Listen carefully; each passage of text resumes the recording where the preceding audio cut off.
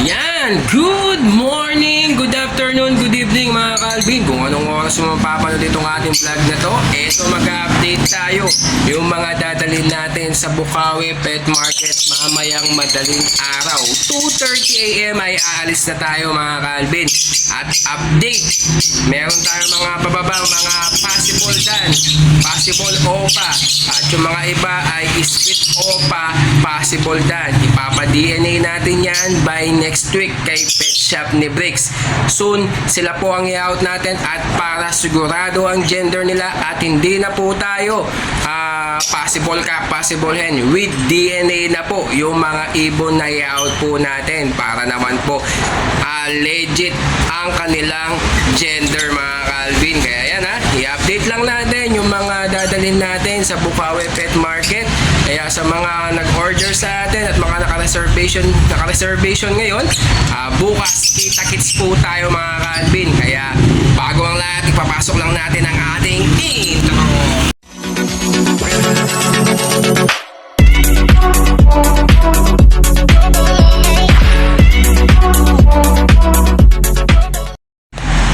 At ayan mga Calvin ito, shout out lang natin yung mga customer natin na mga kumuha sa atin. At syempre pending mga orders yan. Almost ilang linggo tayong hindi nakapunta ng Bukawi Pet Market. Bakit? Na ano tayo mga Calvin, nadala tayo nung nakaraan na nasiraan po tayo. Yan, natatakot na akong magkain ng malayo dahil nga po sa tricycle natin na tinirik tayo na ilang oras po tayong naghihintay sa Baliwag, Bulacan mga Calvin. Nakadating tayo noon sa Bukawi Pet Market almost nasa 7:30 AM dahil pinagawa pa natin. Kaya ngayon natatakot tayo na magbiyahe ng malayo. Wag na sana mangyari sa atin bukas mga Calvin na tirik tayo ulit ng ating tricycle. Pero pinaayos na natin lahat, pina-change oil na natin, bumili na tayo ng bagong spark plug at pina-check ko na rin yung starter natin na okay na pero naglulus pa rin. Pero pag kinikik naman natin, pwede naman siya mga Calvin. Kaya sana hindi tayo malate ulit bukas. Napakaaga pa naman natin magigising mamayang madaling araw, almost 2:30 AM. Yan, yung mga kumuha sa atin, yan, si Mark Anthony Dulay at si Brian Soriano. Shout out sa inyo. Yan, hintayin nyo po. Bukas, kita-kits sa parkingan po ng mga motor. Pasensya na, hindi tayo makakapasok ng Bukawi Pet Market. Nung nakaraan na nasiraan tayo, may nawalan tayo ng isang cage mga Calvin. Kaya ngayon, syempre may dala tayong cage. Mga order natin kay Sir Valencia na may pending orders pa po ako sa kanya kasi 40 pieces po yun. Ilan pa lang po yung naidala natin. Ngayon dadalhin natin yung mga ibang cages nga para konti na lang yung mga pending natin sa kanya mga Calvin. Kaya gagawin ko, babantayin ko yung motor natin kasi ninakawan tayo ng isang cages sa Bukawi Pet Market.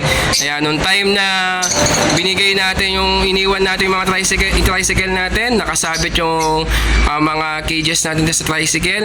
Tapos nawawalan ako ng isa kasi pumasok po ako sa Bukawi Pet Market para hintayin yung mga customer ko. Sa sobrang pagmamadali ko, hindi ko alam na nawalan na pala ako ng isang cages mga Calvin. Kaya yun po, magkita-kits na lang po sa parkingan ng tricycle ng mga motor. Sa side lang po yun, sa kanto mismo, sa bandang dulo po ako. Yan, sa mga kukuha ng ibon bukas, dun ko po kayo hintayin para hindi ko po iiwan yung tricycle natin. Baka manakawan na naman tayo ulit ng cages mga Calvin. Mahirap na dahil meron po tayong dalang mga cages. At eto pa, isa-shoutout pa natin si Brian Soriano. Ayan, daming kinuha sa atin, Tapos si Ron Laksamana, shoutout sa'yo. Lester Andrew Del Rosario, yan, Red Factor Project galing kay MJD Aviary. At si Marlon Jerico na kumuha din ng Red Factor Project na galing din yan kay MJD Aviary. Tapos eto pa si Brian Soriano. Ayan, kay Brian Soriano lahat yung mga order natin. Ito ito yung Yellow Bulls Opa. Yellow Bulls Opa, Yellow Bulls Split Ino, possible Opa. Nakak natin dito na galing kay SC Aviary. Yan, na proven breeder. At saka si Gerald David Salangsang na kumuha. Gerald David Salangsang ba?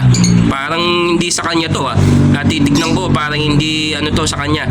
Back to back wild type to, mga Calvin. Tapos ito pa yung si Jason G. Bendicio. Ayan si Jason G. Bendicio yung kumuha sa atin ng Project Red Factor na galing din po yan kay MJD Aviary, mga Calvin. Tapos ito pa si AEHR. Ayan kumuha din sa atin ito ng Project Red Factor na galing kay MJD Aviary at isang cages, mga Calvin. Pagre-regalo po niya sa ewan ko, asawa niya or tatay. Hindi ko alam, mga Calvin. Pag-correct na lang po, mga Calvin. Ayan po yung mga dadalhin natin. At meron pa dito si DT Infantado. Ayan yan po, sa kanya rin po yan, mga Calvin. Yan bali halos nasa 18 pieces po ang mga dadalhin po natin sa Bukawi Pet Market. Hihintayin ko na lang po kayo sa parking area. Tapos shoutout po kay Danny Dauba. Idol, yung pagpapa-DNA natin, hintayin ko na lang po si Sir Pet Shop ni Bricks. By next week, ipapa-DNA ko po yan at sabay na po sa mga pababa ko po ng mga possible done. Kaya para isahan na lang po yung resulta para sabay-sabay po sila. Yan mga Calvin, na-update ko lang po kayo sa mga ibon natin na mga pababa. Yan, mga i-out na po natin. Yung mga i-out po natin ay ipapa-DNA na po natin yan para hindi na